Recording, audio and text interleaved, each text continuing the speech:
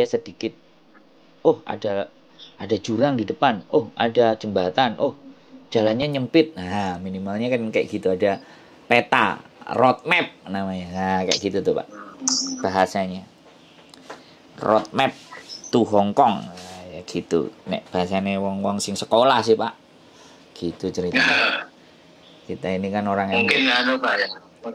Untuk kasus-kasus seperti tadi itu seharusnya si Mbak E atau si pekerja itu sebelum langkah lebih lanjut itu harus konsultasi ke mana agent yang dipilih gitu ya Pak. Iya, setidaknya terus langkah-langkah yang baik gimana betul. untuk keluar atau persiapan untuk cari job lain dan sebagainya. Begitu clear baru ngomong sama majikan atau gimana gitu ya Pak. Yes. Itu yang bijak. Tidak terus langsung kabur gitu. Iya. Kadang kan ada orang kan ya dipengaruhi dengan mental dan naluri pikiran kan kadang nggak sama ya. Iya. Itu kemampuannya pasti beda-beda, Pak. Nah, di situ yang nggak bisa kita judgement ya. Wah, kamu salah. Wah, kamu kok gini, kamu kok goblok, kamu nggak paham. Nah, itu kita nggak bisa. Karena posisi mental itu per individu itu nggak ada takaran dan ukurannya. Jadi hal-hal seperti itulah. Makanya, oh iya Pak, ngomong-ngomong, Bapak dapat nomor saya dari mana ini? Kalau boleh saya tahu, nanya. Kalau mau menjawab sih. Oh, dari teman-teman dari YouTube. Oh, siap. Dari YouTube berarti. Jadi begitu cerita di sini, Pak. Beberapa cerita yang kira-kira mau ambil cerita apa lagi Bapak, nanya informasi apa lagi, saya akan sampaikan. Nanti selanjutnya untuk ini kan di situ ada dos apa itu namanya job deskripsi ya di Indonesia.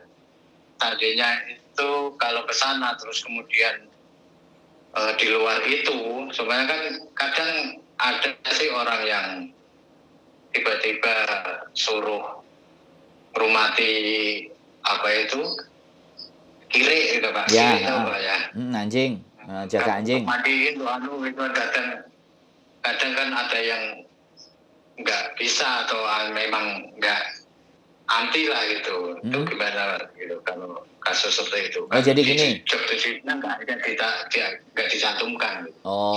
Itu banyak sekali. Malah ada juga PT yang dimana bahwa kerjanya jaga orang tua misalnya. Begitu nyampe di Hongkong ternyata orang tuanya ada satu, ada anak, ada keluarga, ada kalau malam mereka makan, ada yang begitu Pak.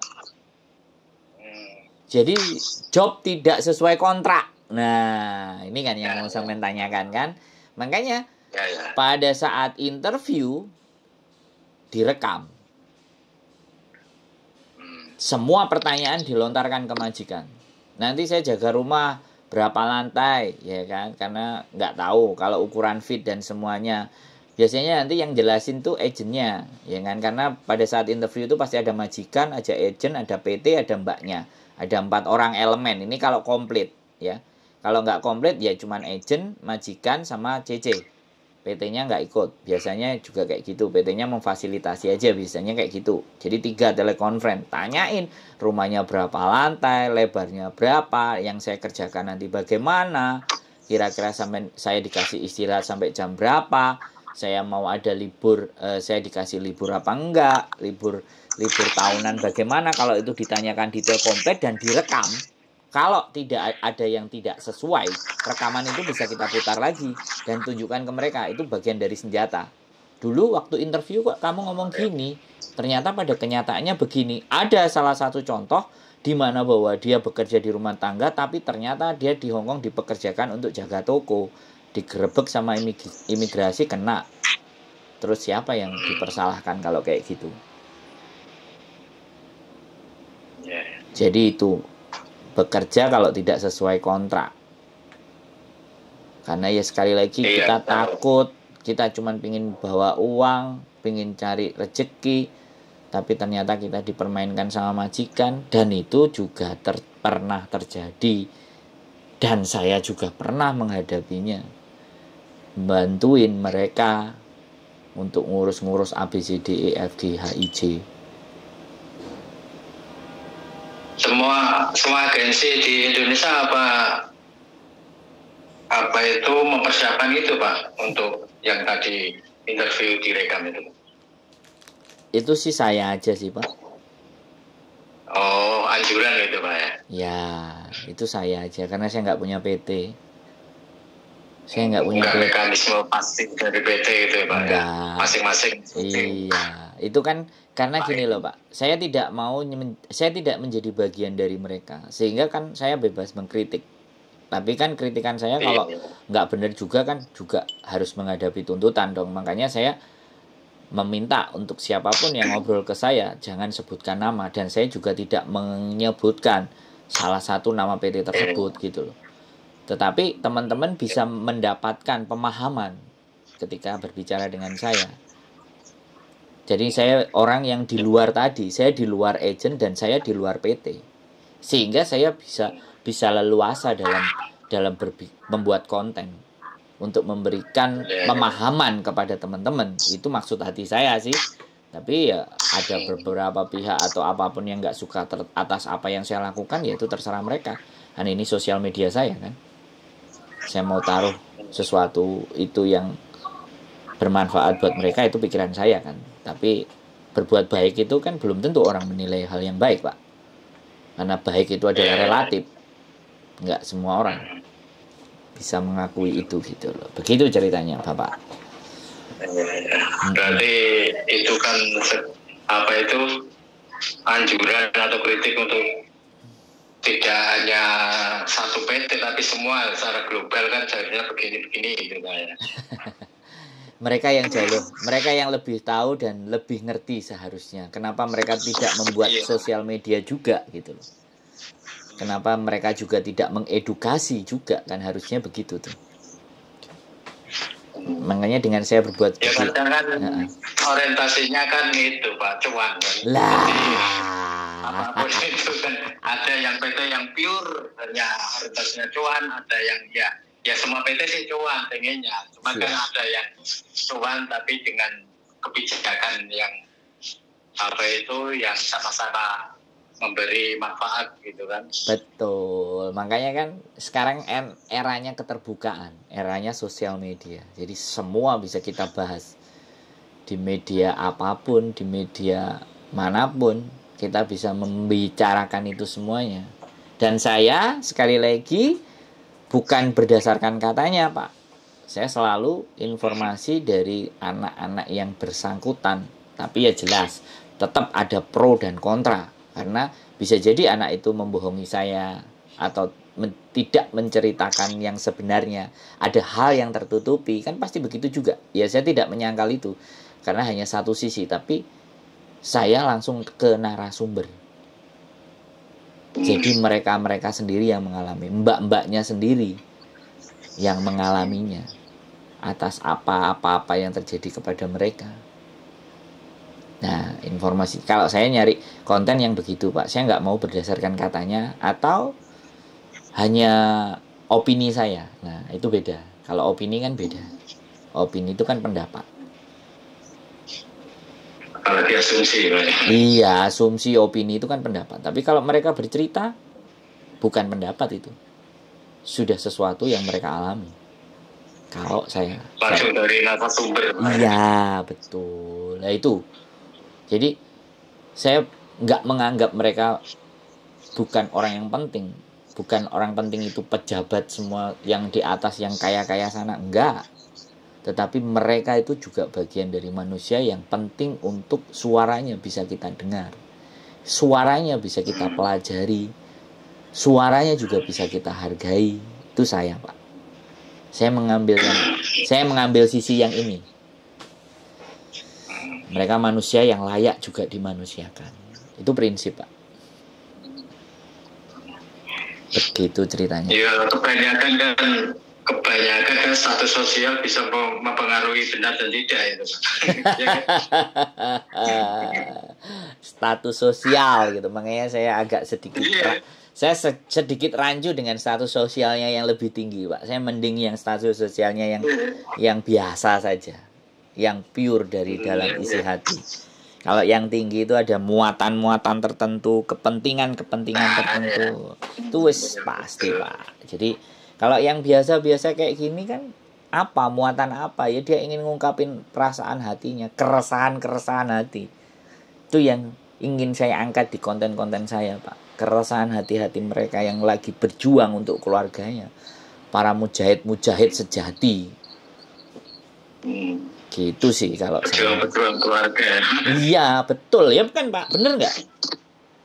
Ya benar. Terkadang kan mereka itu nggak tahu harus kemana. Mengadu, dan ini malah sangat bagus itu ada konten-konten seperti ini, terus bisa menjembatani apa yang ada di dalam diri, dalam pikirannya, unek-uneknya kan bisa tersalurkan gitu. Iya, itulah Pak. Jadi saya masuk di ranah itu, Pak. Saya ngambil bagian di situ. Gitu ceritanya, Pak. Nah, terus untuk Mbaknya ini seharusnya gimana untuk langkah awalnya itu? Ya boleh kan. Bisa langsung ke Bapak kan? Ya boleh, monggo kirimkan aja KTP-nya. Nanti kan saya tadi udah bilang kirimkan aja identitas KTP-nya foto by WA. Nanti dia akan ditelepon yang bagian ngurusin, yang menangani. Karena yang di Indonesia, karena posisi saya adalah di Hong Kong, Pak.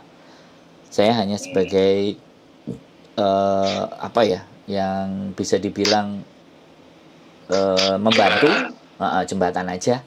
Monggo nanti selanjutnya mau dilanjut, mau enggak, mau mundur, mau enggak cocok, mau enggak ada masalah, ya sudah, it's okay. Itu untuk memang agar supaya saya bisa berdiri sendiri gitu. Kalau ataupun saya merekomendasikan PT yang saya berikan dan ternyata dia juga meleset, ya saya juga bisa nembak gitu. Bisa artinya, woi gitu. Udahlah, aku nggak pakai kamu, aku nggak percaya kamu kan, kayak gitu. Wah, macem-macem gitu. Aku juga bisa naikkan ini. Jadi fungsi kontrolnya ada karena saya tidak di dalam bagian. Kalau saya di dalam bagian kan pasti akan jadi muatan. Saya yang gaji saya cuma YouTube, Pak. Bukan mereka-mereka. Jadi saya tidak harus patuh dan tunduk sama mereka. Saya itu hanya bantu. Ini ada anak yang mau proses, kamu mau nggak? Nih silahkan, monggo. Nah perkara saya nantinya dikasih uang jajan, uang permen, itu terserah. Kadang-kadang saya ngirim data 48 sampai 50. Itu yang mereka kasih ke saya cuma 6 orang, 7 orang, atau yang memang cuma berangkat ya segitu. Yang lainnya entah jelas entah enggak. Enggak transparan gitu, Pak. Ya saya tidak memikirkan itu, Pak. Intinya yang penting kalau anaknya tadi dekat dengan saya, pasti kan akan ngomong, Pak. Ya, kalau anaknya menganggap saya bagian dari mereka, begitu mereka berangkat dan mereka gak ngomong, PT gak ngomong, anaknya gak ngomong, aku gak ada masalah, Pak. Nothing tulus, Pak. Ya, saya belajar menjadi manusia yang begitu saja. Udahlah, gak apa-apa. Kalau dia punya masalah pun, channel YouTube saya akan berkeliaran. Dia pasti akan balik nelpon saya lagi. Ya, entah mereka ngaku atau tidak, malu atau tidak, itu kan urusan mereka, Pak. Nothing tulus, Pak. Makanya memohon izin siapapun yang telepon ke saya naikkan ke YouTube, aku bilang. Saya bilang begitu karena ya YouTube yang menghargai saya lebih daripada mereka-mereka gitu loh. Harapannya sih seperti itu. YouTube kan jelas, konten saya ada, ditonton, banyak yang lihat, sudah. Itu mekanisme yang otomatis kan. Dan saya juga memberikan pemahaman ke orang itu nggak perlu bayar ke saya kan. Tidak ada apapun gitu loh. Nah, cuman kan saya memberikan disclaimer untuk tidak ada data dan identitas apapun dalam pembicaraan kita. Kalau masalah suara, frekuensi dan segala sesuatunya kan ya sudah. Dia sudah mau ngomong dan saya disclaimer di depan kan. Kalau mau nuntut, ya ayo, aku bilang begitu aja. Jadi YouTuber kan biasanya kan gini, ada orang seperti Bapak itu kan rekomendasi ke PT-PT kan. Betul, betul. Tentu saja PT itu sudah sudah lama Iya, capable dalam tanda kutip kerjasama Siap. gitu sama Bapak gitu loh. Setidaknya kan di PT itu kan nggak ada yang ditutupi, transparan. Dari Bapak berapa, oh sudah berangkat sekian gitu. Tidak harus si mbaknya itu yang kayak ya itu kan secara moral itu kan si mbaknya. Tapi kalau ke PT kan biasanya kan harus ada tanggung jawab yang tak tertulis gitu kan. Ya. Jadi gini gitu. Jadi gini Pak, saya intinya satu, ya kan? Inti saya hanya satu. Saya tetap pegang mbaknya. Mbak, tolong hubungi saya kalau ada sesuatu hal. Kalau sampean baik, sampean bagus, tidak ada masalah, saya cukup dalam hati saya, ya sudah, berarti mbaknya sudah baik-baik saja. Jadi tidak akan menghubungi saya. Manusia kan begitu tuh Pak, wajar. Ya, kalau lagi baik, siapapun pasti akan lupa. Itu manusiawi dan saya tidak menyalahkan mereka. Tapi ketika dia punya masalah, dia pasti akan cari saya. Nah, jadi orang-orang yang sudah berangkat dan tidak menghubungi saya, ya intinya saya nggak akan uber-uber. Dan saya juga nggak mau nguber PT. Kalau PT ibaratnya, ya kan, sekali lagi ngasih, ya saya terima dengan baik dan benar. Kalau PT enggak, karena saya sama PT tidak ada kerjasama.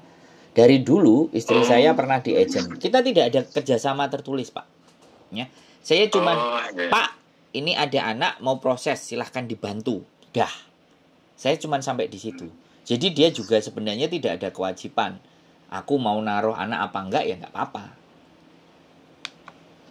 Bahkan kemarin saya nganterin 2 anak telepon ke saya di YouTube, terus saya serahkan ke PT.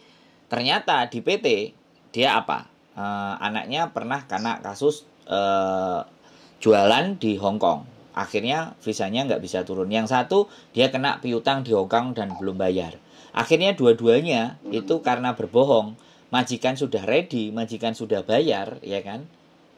Anaknya nggak bisa terbang karena dia tidak jujur dengan kami. Disitulah karena saya yang menyodorkan ke dia, PT malah bilang ke saya, tolong diseleksi ulang Pak. Digituin saya. Padahal saya juga suruh ngorek sampai anak itu jujur kan, ya pasti PT nggak akan pernah mau proses dia kalau jujur-jujuran. Maksud dari jualan tuh seperti apa Pak? Jualan apa itu? Ya dia jualan gamis, ngirim gamis dari Indonesia terus di Hong Kong dijualin sama teman-temannya gitu loh. Dan itu ketangkap. Dan itu tidak boleh, dan itu larangan. Tidak boleh. Tidak boleh. Kerjanya dia hanya sesuai dengan yang tertera di visa sebagai PRT, asisten rumah tangga, sudah. Tidak ada pekerjaan yang lain.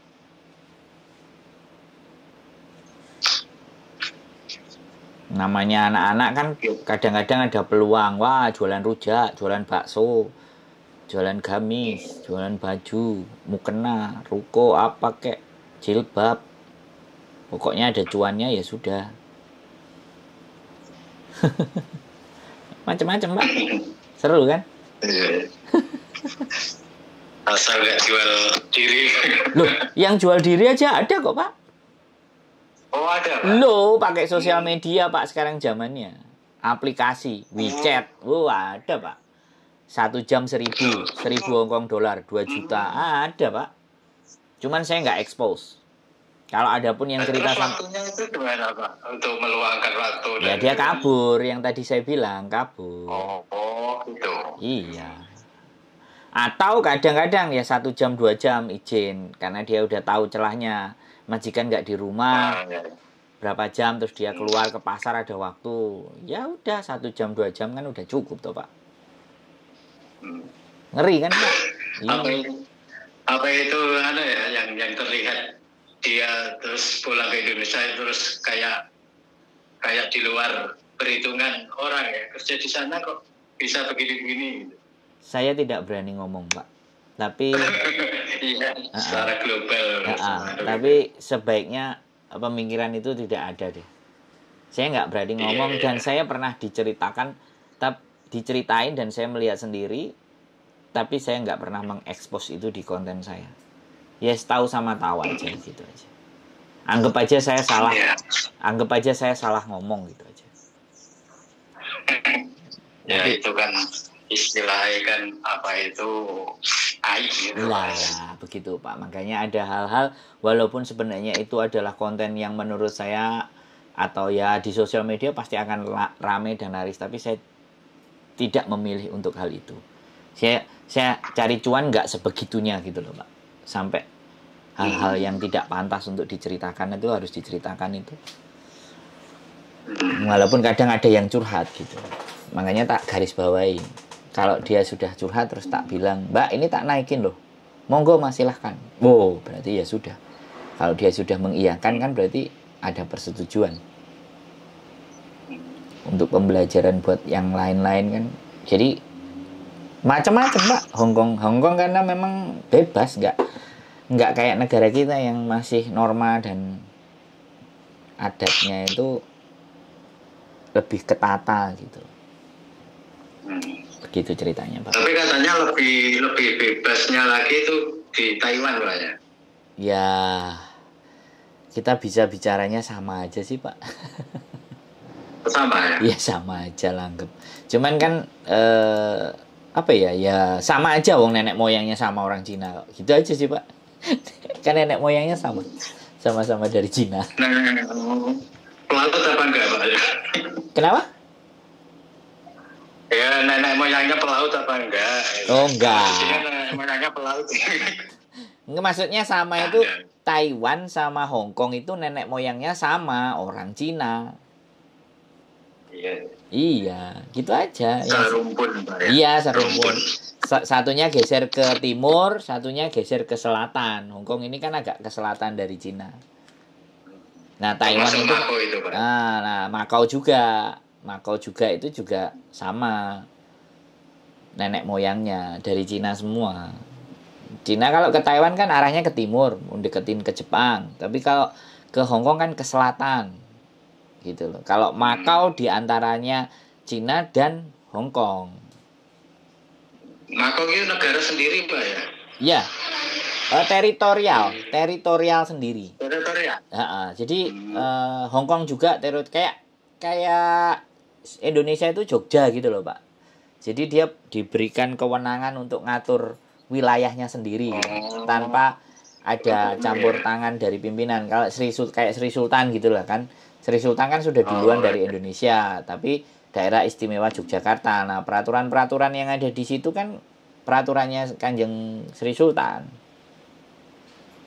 Kalau ada DPR kan Kanjeng Sri Sultannya ya sudah kan, ini sebagai penghormatan negara republik ya sudah, kalau mau ada hal-hal seperti itu monggo gitu kan. Makanya kan Jogja nggak ada tol, Sri Sultan bilang nggak ada tol ya nggak dikasih tol kan. Dan itu wilayahnya Kanjeng Sri Sultan yang harus negara ini juga akui. Bahkan negara kita belum berdiri aja Kesultanan Yogyakarta itu sudah ada duluan ya. Nah, Hong Kong kalau Makau juga ada banyak itu. Makau. Kalau Makau itu sejarahnya dulu dipinjam Portugis. Kalau Hong Kong dipinjam Inggris. Dipinjamkan statusnya gara-gara kalah perang opium dulu. Jadi dipinjamkan, akhirnya sistem pemerintahannya itu semuanya yang ngatur Inggris dan sampai sekarang. Tapi kan 97 kemarin sudah diserahkan kembali ke Cina. Tapi tetap namanya HKSAR, Hong Kong Search Administration Region. Itu daerah spesial atau daerah khusus, sebenarnya sih seperti itu kalau dimaknai ke bahasa Indonesia. One country, ya one country two system. Jadi dua sistem gitu.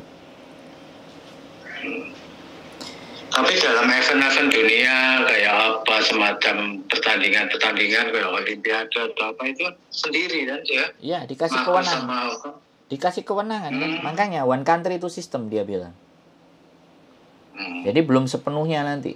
Kalau nanti 2000 kalau nggak salah 2045 mungkin akan sepenuhnya dia sudah tidak dalam bentuk itu nantinya. Tapi saya juga nggak ngerti ke depannya.